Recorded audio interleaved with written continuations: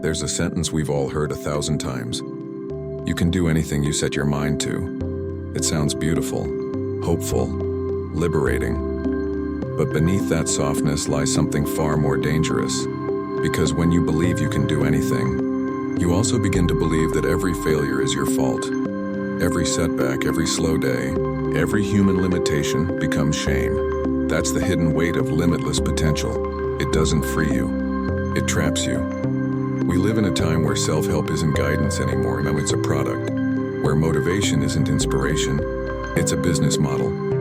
Every day, millions of people scroll through perfectly edited speeches telling them they're capable of everything, while quietly feeling like they're worth nothing. And that contradiction is not an accident. It's the system working exactly as it should. You see, the idea of limitless potential sounds empowering because it sells hope, and hope sells better than truth. It gives you the illusion of control. In a world that's mostly chaos, it makes you believe that if you're not rich, not successful, not living your dream life, the problem must be you. Because if the problem is you, then the solution can be bought. Buy the course, buy the mindset, buy the morning routine. Buy the next promise that tells you you're just one belief away from changing everything. But what if you're not one belief away? What if you're exactly where you're supposed to be? Not because of a lack of drive, but because life doesn't bend to formulas. The self-help world never tells you that, because truth doesn't trend. Honesty doesn't go viral. They'll tell you about mindset and grind, but never about luck, privilege, or timing. They'll praise hustle, but never mention exhaustion. They'll celebrate growth, but ignore the burnout that comes after chasing an endless horizon. You're told to dream bigger, but nobody asks if those dreams even belong to you. That's the quiet tragedy of motivation culture. It teaches you to want everything while forgetting how to appreciate anything, and when you fail to reach the impossible, you blame yourself, not the illusion that was sold to you. Every limitless quote sounds good on a poster, but in reality, you have limits, and that's not a flaw. That's what makes you human. You cannot be everything. You cannot do everything, and maybe that's okay. Because chasing endless potential means you're never allowed to stop. You're never allowed to be satisfied. You're never allowed to just exist without feeling guilty. For not doing more, you become a project instead of a person. And the deeper truth and the dark truth is that this is exactly how the motivation machine survives. It convinces you that peace is laziness, that stillness is failure, that happiness must always be earned through struggle. And so you keep grinding. Not toward freedom, but away from it. But here's the quiet part nobody tells you. You don't need to be limitless to live fully. You don't need to achieve everything to be enough. Sometimes, real strength isn't about doing more. It's about stopping long enough to understand what truly matters. The world will always sell you more dreams, but at some point, you have to stop buying them and start living yours. Somewhere along the line, motivation stopped being about movement and then became about identity. You weren't just encouraged to improve yourself. You were told to become your improvement. You started to define your worth by how much you do, how hard you work, how many goals you can chase at once. And slowly, almost without noticing, you turned yourself into a project, a constant renovation site that never feels complete.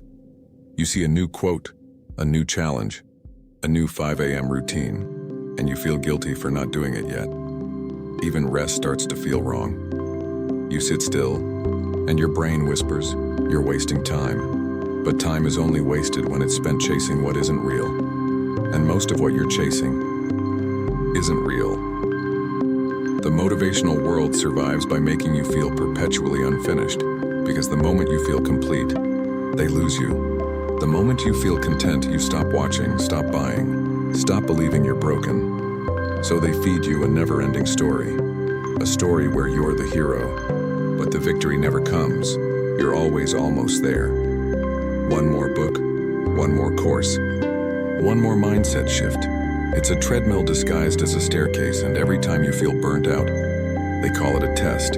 Every time you question the system, they call it fear. Every doubt you have is repackaged as a flaw in your mindset, never in their message.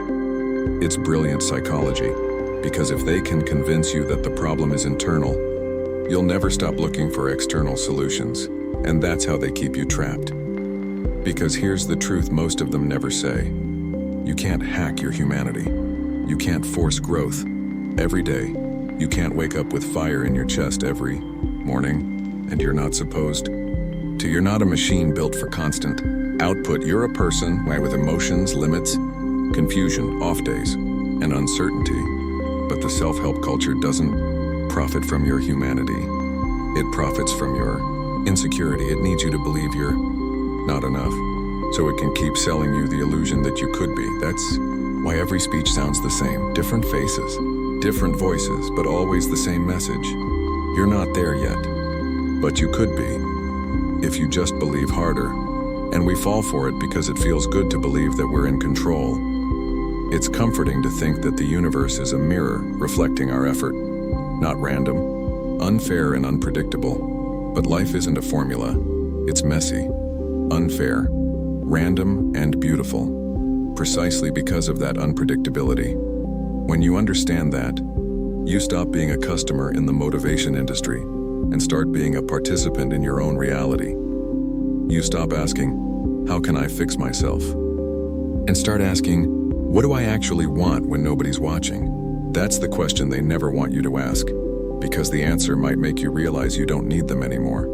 Maybe you don't need another speech. Maybe you just need silence. A moment to think for yourself. To remember that peace doesn't come from becoming more. It comes from becoming you. At first, motivation feels like a spark. You hear the right words at the right time, and something inside you stirs. You tell yourself, this is it. This time I'll change. And for a while, you do. You wake up early, you plan your days, you feel alive.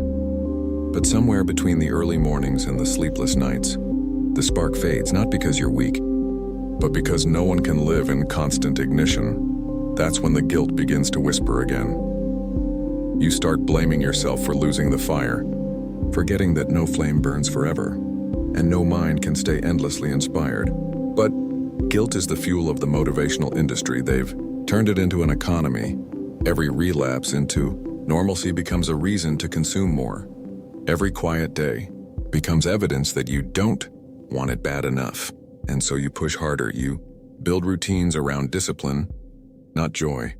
You confuse pressure for progress. You mistake exhaustion for purpose, until the pursuit of success starts to feel less like living and more like running. Running from stillness, from silence, from the haunting question, what if I'm not supposed to be limitless? What if enough was enough? But we're too afraid to answer that, because the moment we stop chasing, the world grows quiet, and in that quiet, the truth waits. The truth that maybe all this constant improvement was never about becoming happy. It was about avoiding the fear of being ordinary. We were told that ordinary meant failure, that peace meant giving up, that if we're not constantly growing, we're dying. But look at nature. Nothing in nature grows forever. Even the tallest trees rest in winter. Even the sun disappears each night. Stillness isn't death, it's renewal. Yet here we are, forcing ourselves to bloom in every season, proudly burning out and calling it ambition. We confuse struggle for virtue. We glorify suffering if it looks productive. We tell ourselves that pain is proof we're on the right path, when sometimes it's just proof that we're lost, because somewhere along the way, growth stopped being about understanding ourselves and became about escaping ourselves. We don't grow to know who we are anymore. We grow to become someone we can finally like. And that's the saddest part.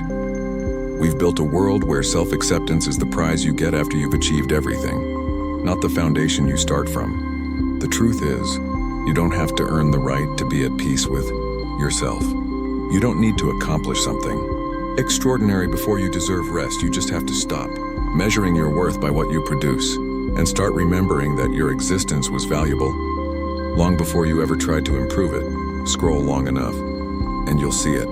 The perfect story. The person who made it. The face smiling in slow motion. The mansion. The motivational quote pasted across golden hour lighting. You know the script. They'll say, I started with nothing. I worked hard. You can too. And for a second, you believe them because you need to. It's comforting to think the world is fair. That effort guarantees reward, that all it takes is the right mindset to change your life.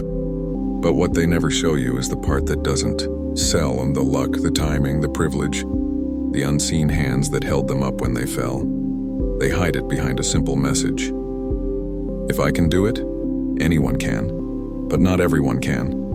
And admitting that doesn't make you negative, it makes you honest. The truth is, not everyone starts from the same line. Not everyone runs on the same ground. And pretending otherwise doesn't create equality, and it creates shame, because when you believe that success is just a matter of willpower, every failure becomes personal. You don't see an unfair system. You see your own supposed weakness. You stop questioning the narrative and start questioning your worth. And that's the quiet brilliance of the industry. It teaches you to police yourself. They don't have to convince you that you're broken. They just need you to compare yourself until you start believing it. So, you keep scrolling. You keep watching. Each success story becomes another reminder that you're not there yet. Each highlight reel becomes another wound disguised as inspiration. You tell yourself, I'm next. But you don't feel closer, you feel smaller. And they know that. They rely on that. Because the more inadequate you feel, the more dependent you become. You need their voices to remind you that you're still becoming. You need their content to feel like you're moving. Even when you're standing still, it's not motivation. Anymore, it's dependency. A cycle of temporary hope followed by deeper emptiness, and that emptiness, and that's the product. Because every click, every view, every purchase is born from one feeling, the quiet fear that you're not enough. But what if you stopped? What if you didn't watch the next video, didn't chase the next promise, didn't measure your worth by someone else's definition of success? What would be left? Silence, stillness, reality, and maybe, for the first time, peace. Because the moment you stop comparing, something strange happens. The noise fades, the pressure lifts, and you start to see life for what it really is. Not a competition, not a race, not a climb, but a landscape. One where everyone moves differently, at their own pace, on their own terrain, and for the first time, you realize you were never behind.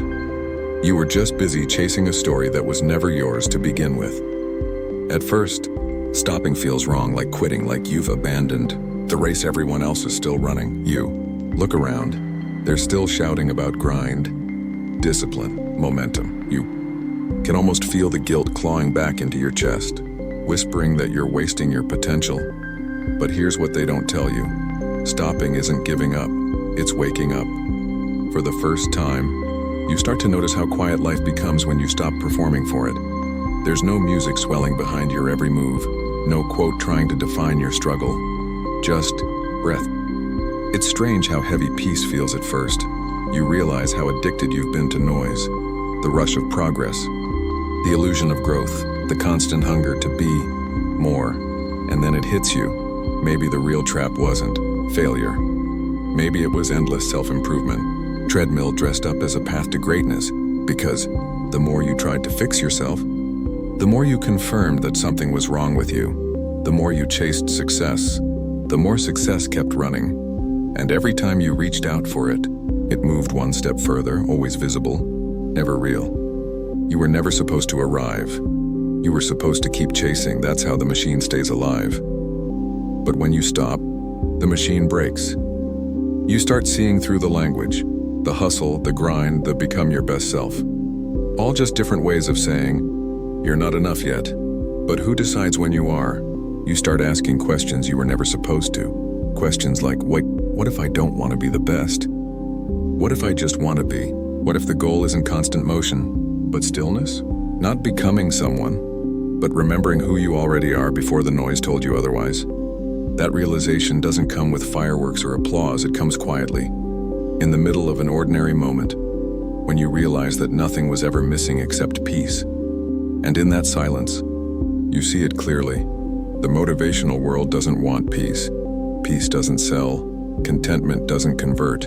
Stillness doesn't scale. But that's where truth hides. In what can't be sold, shared, or turned into a video.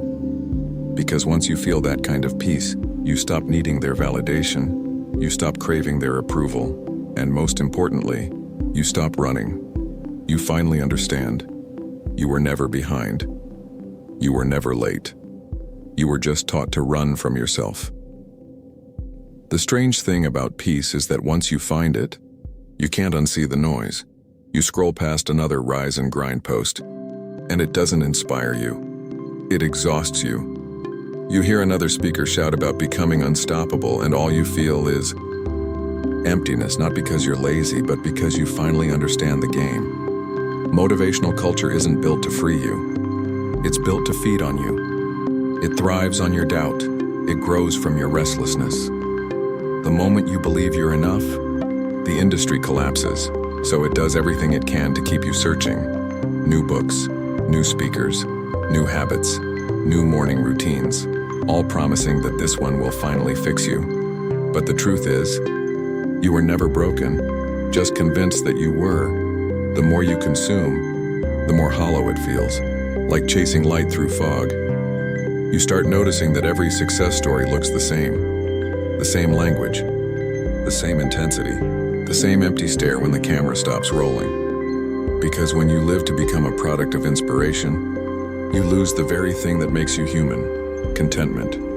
The ability to look at your life, imperfect as it is, and whisper, "This is enough." That's what Unhyped stands for, and not the death of ambition, but the death of illusion. The quiet rebellion against the idea that your worth depends on your output. The reminder that peace is not a prize you earn after suffering. It's a state you return to once you stop running. No one will sell you that truth because it doesn't make money, it doesn't make noise, it doesn't make followers, but it makes you free. Freedom doesn't come from working harder or wanting more.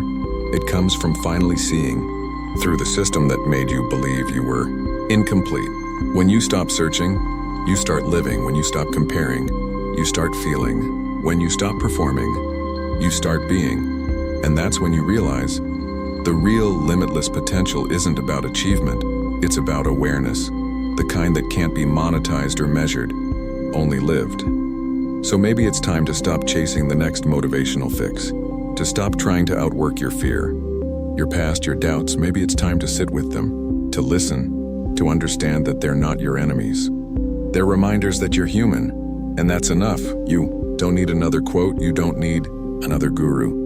You don't need another plan, you just need to stop running from the silence long enough to hear what it's been trying to tell you all along. You were never lost. You were never behind. You were just convinced that life was supposed to be louder. Now that you see through it, you're finally free to live, not perform. That's the quiet revolution. That's what it means to be unhyped.